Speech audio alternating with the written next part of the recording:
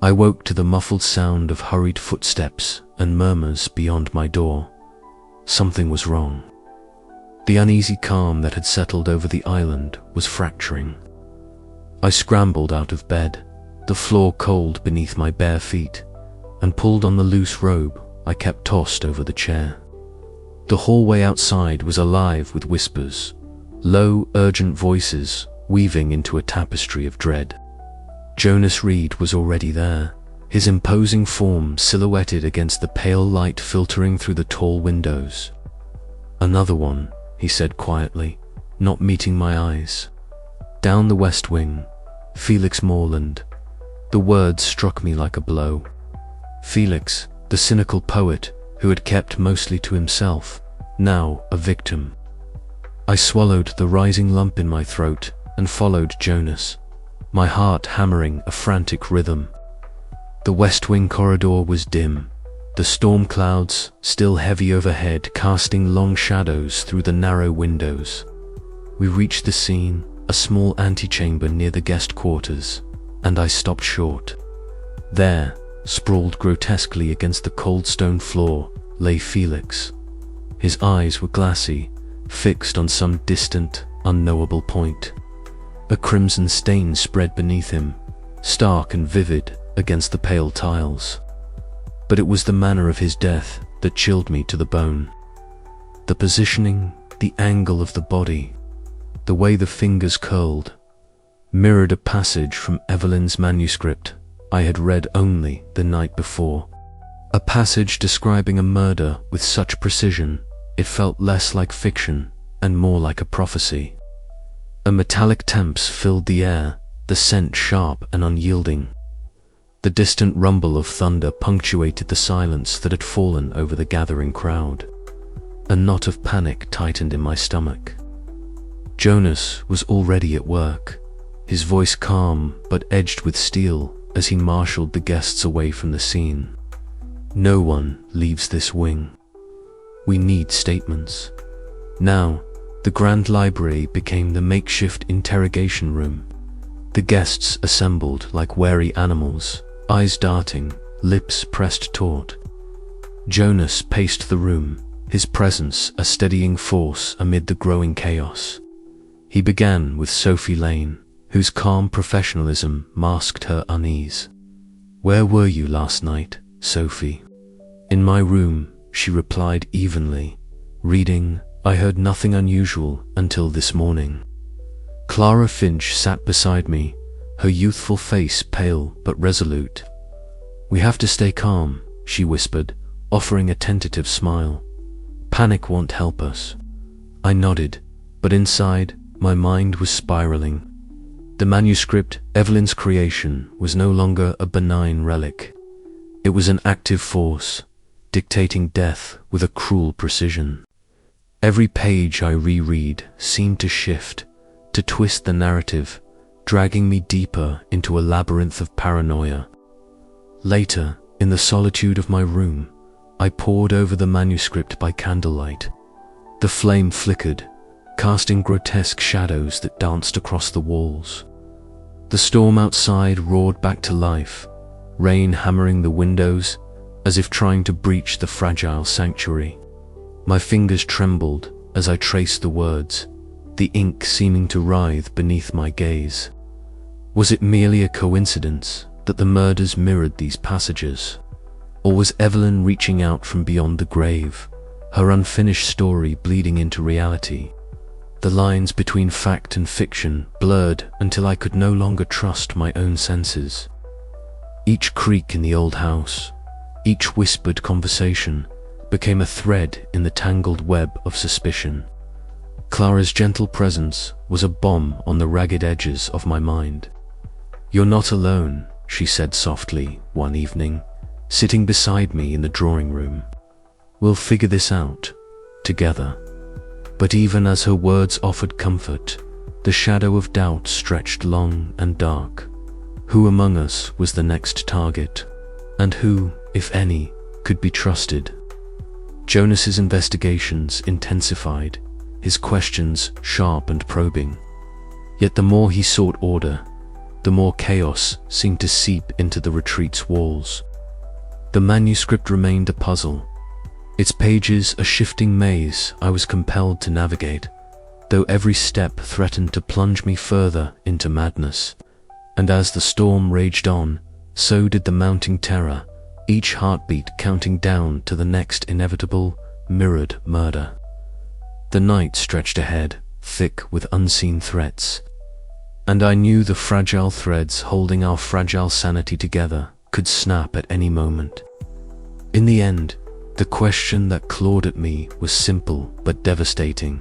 If the manuscript wrote the murders, what part was I playing in its unfolding narrative? I closed the book, the candle guttering low, and stared into the darkness beyond the window. Outside, the island held its breath, and so did I. I stood rigid in the corner of the library, my breath shallow, heart hammering against my ribs like a frantic prisoner desperate to escape. Across from me, Margot Vale's expression was unreadable, her eyes cold, calculating, yet tinged with something almost mischievous. The storm outside beat a relentless rhythm against the window panes, rain lashing the glass with such ferocity it seemed the very walls might buckle beneath the assault. "You don't believe me," she said softly, almost amused, the corners of her mouth twitching into a faint, knowing smile. "Why would I fabricate my identity?" "Because you're not who you say you are," I whispered, clutching the crumpled documents I'd found hidden beneath the loose floorboard in my room. Papers that didn't add up, names that vanished when traced, histories that contradicted themselves. "You have secrets, Margot. Everyone does. But yours run deeper." Her gaze sharpened. "Secrets are the currency of this retreat. You'd do well to remember that."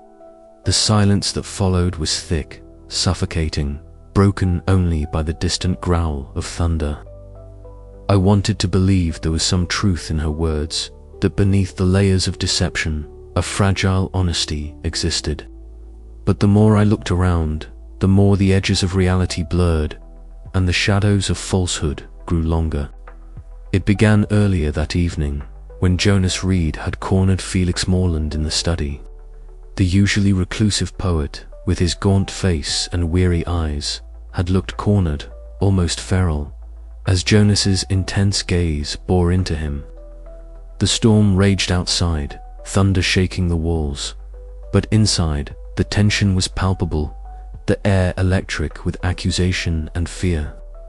"You've been less than truthful," Jonas said, voice low but unyielding, "about your past, your connections here." Felix lit a cigarette with trembling fingers. The flick of the lighter's flame a small, defiant glow against the encroaching darkness. "Who isn't hiding something, detective?" he murmured, smoke curling upward like serpents in the dim light. Their exchange was a microcosm of the retreat's unraveling, secrets surfacing, facades cracking, trust eroding. I watched from the shadows, notes scribbled feverishly in my notebook, trying to piece together the tangled web of lies and half-truths that now tethered us all. Clara Finch found me soon after, her presence a bomb amidst the chaos. We met in the cold, echoing hallway, the chill biting through my thin sweater. Her voice was gentle, a soft murmur against the storm's howling. "You're not alone," she said, eyes wide with concern as I faltered, memories slipping like sand through my fingers. "Whatever you're feeling, it's real. You don't have to face this by yourself." For a moment, I allowed myself to lean on her steady warmth, to believe in a glimmer of hope amid the paranoia that gnawed at my mind. But even as she spoke, doubt crept in. Was her kindness genuine, or just another mask in this masquerade? The evening's crescendo came at the dining table, where Sophie Lane, ever composed and poised, dropped a revelation that shattered fragile alliances. Calmly, methodically, she detailed her connections to several guests who had assumed false names. weaving a narrative that implicated more than just Margot in the retreat's constellation of deceit. Murmurs rippled through the room, eyes darting suspiciously, whispers growing louder. Sophie's serene face was an island of composure in a sea of rising panic. "We are all playing parts," she said quietly, "but some have rewritten the script entirely." The weight of her words settled over us like a shroud. I felt the walls close in, the storm's fury echoing the tempest inside my mind. Each revelation was a blow, each truth a fracture in the delicate glass of our collective sanity. I retreated to my room, hands trembling as I clutched my notebook, desperate to find coherence in the chaos. But the pages seemed to blur, the ink smudging as if mocking my desperation. Questions churned relentlessly. Who was real? Who was deceiving? And what game was Margot truly playing? Sleep eluded me. The line between reality and nightmare thinned, twisted by my unraveling grip on memory and perception. I felt hunted, exposed, prey to unseen manipulations that tightened around me like a noose. Yet somewhere beneath the fear, beneath the paranoia and isolation, a stubborn ember of determination flickered. I had to uncover the truth, no matter how fractured or false the faces that surrounded me. For if I failed, the darkness would consume us all, and the retreat would become a tomb of secrets and lies. The night stretched on, endless and suffocating. As I stared into the abyss of uncertainty, the storm outside a fitting mirror for the tempest within. The game was far from over, and the masks were coming off one by one. As the storm continued its relentless assault on the island, the guests gathered uneasily, each face shadowed by doubt and fear. I found myself retreating further into the recesses of my own mind, the fog of paranoia clouding every interaction, every whispered conversation. Clara had once been my anchor, her warmth a fragile tether to sanity amid the growing chaos. But tonight, even that fragile connection strained under the weight of suspicion.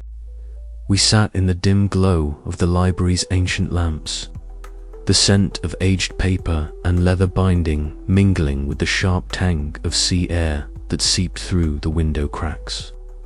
Clara's eyes, usually so full of empathy, narrowed as I accused her of withholding truths, of playing a part in the dark games unfolding around us. "Why won't you trust me?" she asked softly, but her voice trembled with hurt. I wanted to believe her, needed to, but the manuscript's shifting words whispered lies to me in the dead of night. The pages no longer held steady. Phrases morphed into confessions and threats, twisting the narrative as if alive, mocking my desperate search for clarity.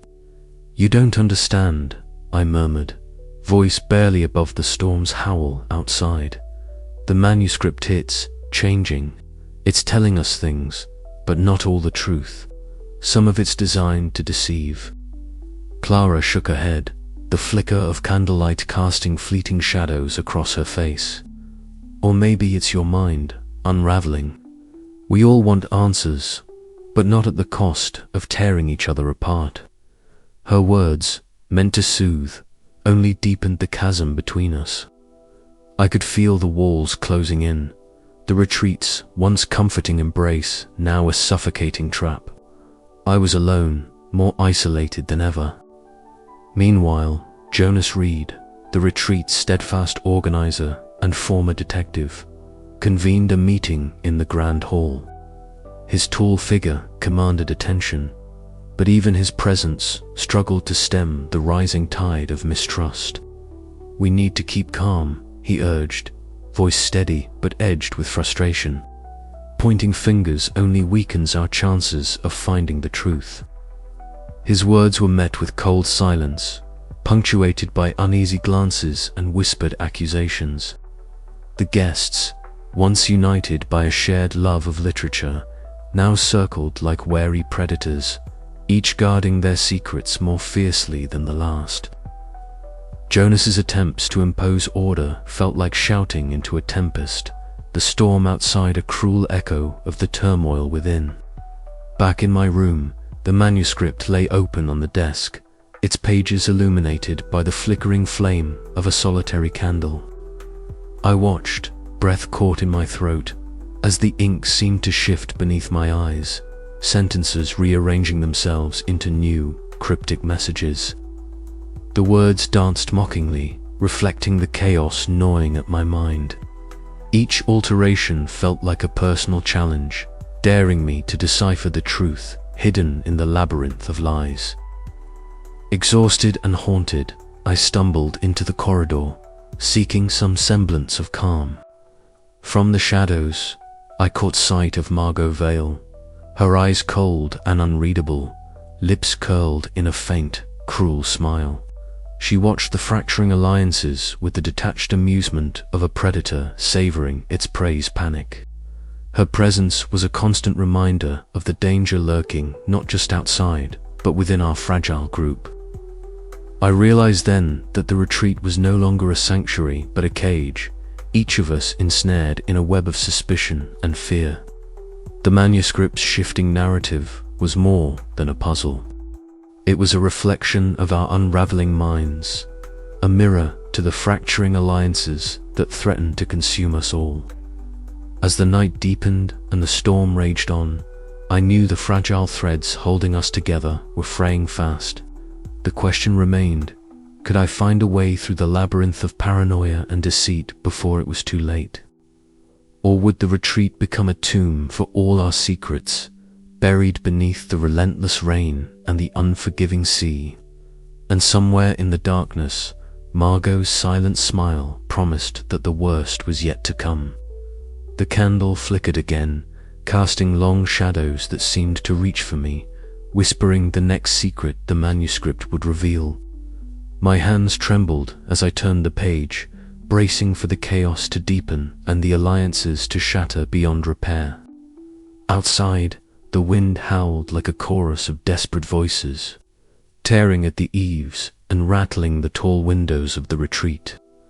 Rain lashed down in sheets, blurring the world beyond into a swirling grey haze. Inside, the atmosphere was no less turbulent.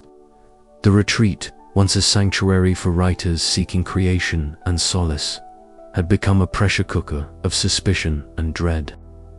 I sat alone in the writing room, the shadows cast by the flickering candlelight stretching and twisting across the walls like living things. Each gust of wind sent a shudder through the building, and the intermittent crash of thunder felt less like nature's fury and more like a warning bell tolling in my mind. My hands trembled as I turned a page of Evelyn's incomplete manuscript, the words seeming to swim before my eyes, their meaning elusive and sinister. The boundaries between reality and hallucination were thinning. I wasn't sure if the whispering voices I heard were real or figments conjured by my fraying psyche. Footsteps echoed in the empty halls, sometimes just beyond reach, only to vanish when I strained to listen.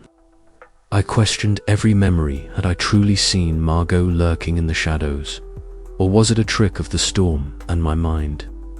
My notebook was filled with frantic scribbles, half-formed theories, and crossed-out doubts.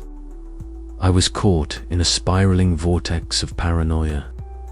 Margot Vale's presence weighed heavily on the retreat. She moved with a calculated grace, her sharp gaze cutting through the fog of suspicion like a blade. At dinner, her icy smile never quite reached her eyes, which gleamed with a cold intelligence that unsettled me every time our paths crossed. She wielded her charm like a weapon, sowing seeds of doubt among the guests with subtle insinuations and carefully chosen words. No one seemed immune to her influence. Even Jonas Reed, the retreat's stoic organizer, appeared increasingly wary of her motives. Clara Finch was the only light in the gathering gloom. Her warmth and genuine concern offered brief respite from the oppressive atmosphere, but even she struggled to reach me as my grip on sanity weakened.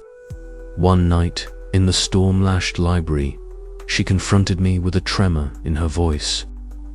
"You have to trust me," she urged, eyes searching mine for a sign of clarity. "We have to stick together, or this place will consume us." I wanted to believe her.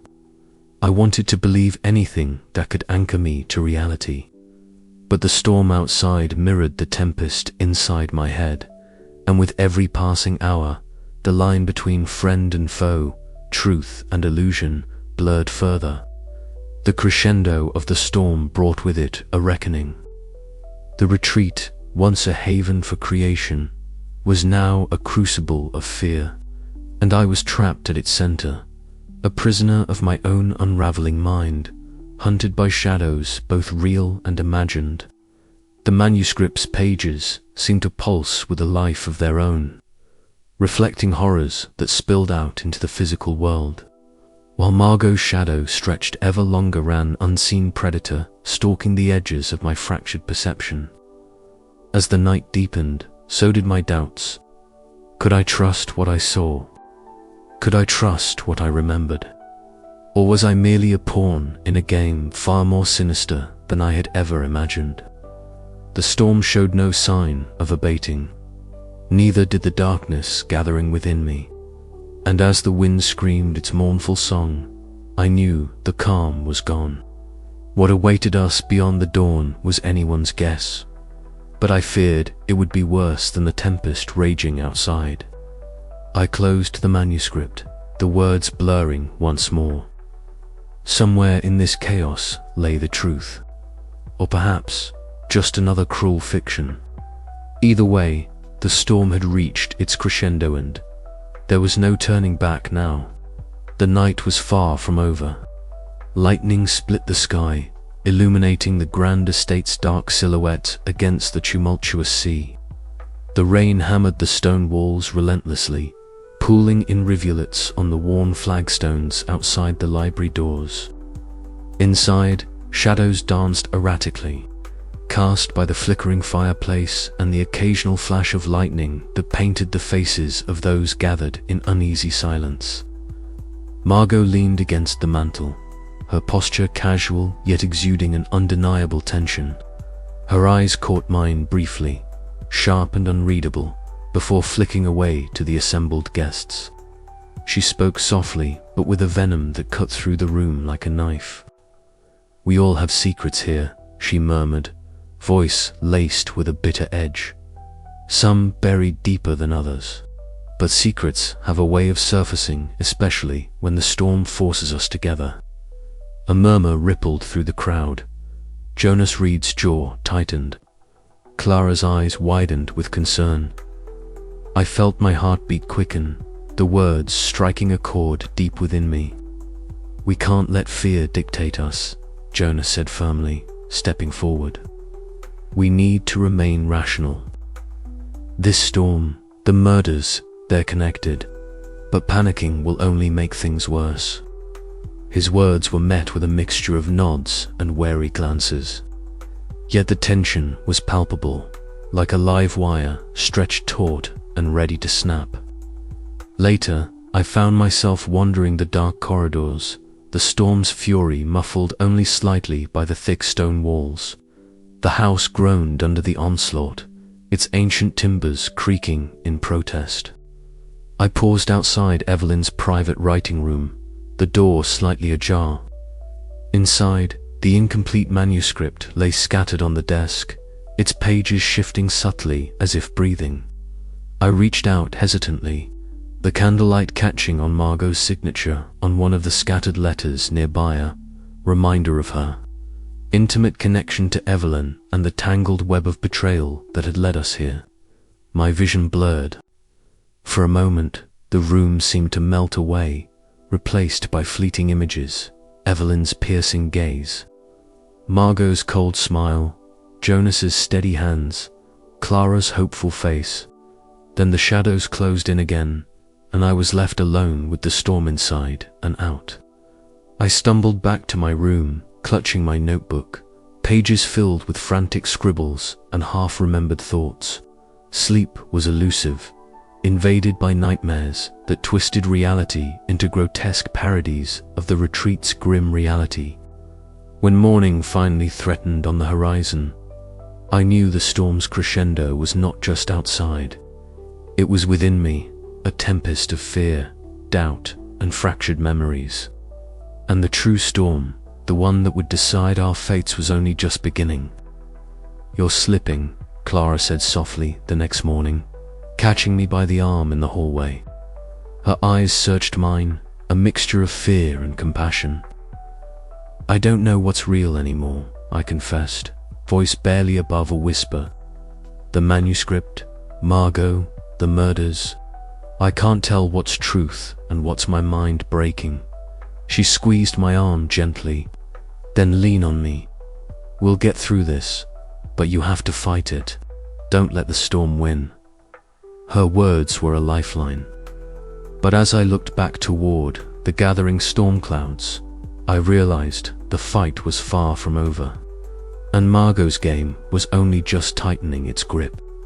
The retreat's fragile peace had shattered, and with it, the thin veil between fiction and reality.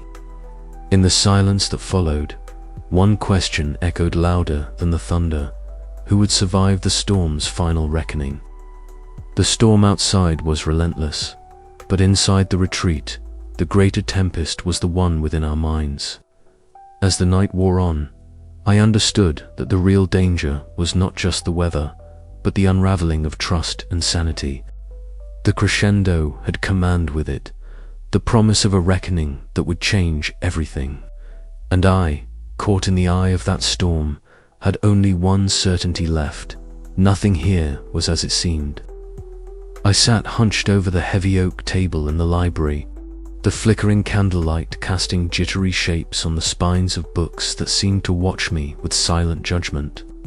Outside, the storm battered the island relentlessly, rain thrumming like a heartbeat against the leaded glass. My fingers trembled as I sifted through the scattered fragments of Evelyn's manuscript, each page a cryptic puzzle piece that refused to fit neatly into the growing nightmare. At some point, the weight of fatigue settled in like a thick fog. I rubbed my eyes, trying to chase away the creeping shadows of doubt that had become my unwelcome companions. What was real? What was invented? The manuscript seemed to mock me with its shifting text, passages that warped and twisted, changing under my gaze like a living thing. Every line I thought I understood betrayed me the moment I looked away. A memory surfaced unbidden, a rare, quiet moment with Evelyn in her private writing room. The scent of old paper, ink, and something indefinably melancholic hung in the air. She had spoken softly then, her voice a fragile thread in the storm's roar. I could still see the flicker of vulnerability behind her piercing eyes. The way she hesitated before confiding a secret she said was too dangerous to put to paper. Those words, half remembered and fragmented, now gnawed at me. Was her manuscript truly a map to the murders, or a labyrinth designed to trap us all? The lines between past and present blurred further when Clara Finch approached me the next morning. Her youthful face was illuminated by the weak dawn light filtering through the heavy curtains. She looked at me with concern, her voice gentle as she asked, "Are you all right? You've been locked away in here for hours. You look like you haven't slept." I wanted to tell her the truth, that the manuscript was unraveling my mind, that every clue seemed like a trap, but the words caught in my throat. Instead, I forced a tired smile, grateful for her presence, yet wary of dragging her into the darkness, consuming me. "I'm just trying to make sense of it," I murmured. Her eyes held a flicker of understanding. "Maybe you don't have to do it alone."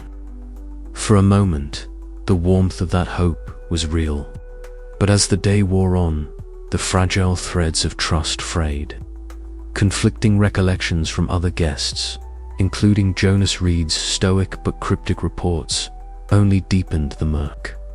Every conversation seemed a dance of half-truths and evasions. That night, the storm reached a crescendo, and with it, my grip on reality slipped. Voices echoed in the dark corridors, overlapping arguments, accusations from different times, all colliding in a cacophony that made my head spin. Shadows flickered against the walls, and I felt myself dissolve into the chaos. Was I remembering or imagining? Was the manuscript rewriting itself, or was my mind cracking under the pressure? The isolation was suffocating. I found myself scribbling notes compulsively, trying to piece together the fractured timelines. But the more I wrote, the more elusive the truth became. Each revelation about Evelyn and Margot's intertwined pasts only added layers to the enigma. Betrayals long buried clawed their way back to the surface, entwining with my own faltering memories. I questioned everything, my perceptions, my sanity, my role in the unfolding horror. The retreat, once a haven for creation, had become a labyrinth of shadows and lies. And in its heart, the incomplete manuscript pulsed like a dark, beating heart, its final secrets just beyond reach. As dawn threatened the storm's reign, I knew the threads were unraveling. Whether they would reveal salvation or destruction remained uncertain. But one truth was undeniable. I was no longer just an observer. I was entangled in the story, its unreliable narrator an unwitting participant, hurtling toward a reckoning I feared to face yet could not escape. And somewhere in that tangled web, Evelyn's voice whispered still, a haunting echo in the storm, daring me to find the truth before it consumed us all. The storm outside raged on, relentless and unforgiving, as I braced myself for what was to come.